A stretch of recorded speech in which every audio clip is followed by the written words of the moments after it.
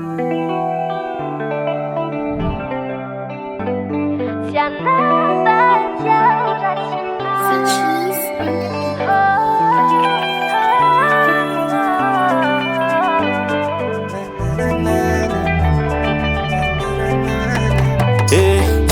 de laza papa fa hoavy anangatakanao hitondranao any amy lapa tena izy hoe fa tsy kilala hoe laza ho izy fa zany poany zany Milay tokapo manajavady zany fa tsy voay zanambady da hoe ry paparako ohatry zay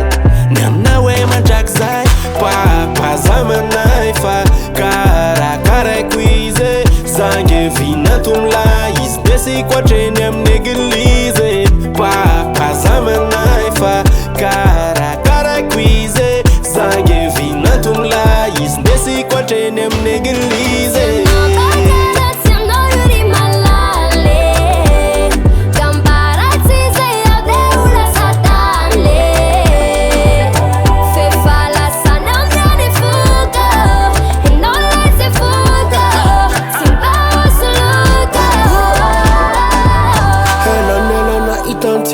za mama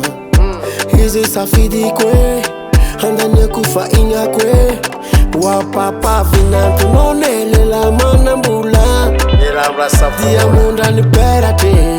ampiadani kuzana kareo ninero mandraky zay papa za magnaifa karakara kuize sange Vinanto Milay izy ndesiko ziska l'eglize papa za magnaifa karakaraiko izy sange Vinanto Milay izy ndesiko ziska l'eglize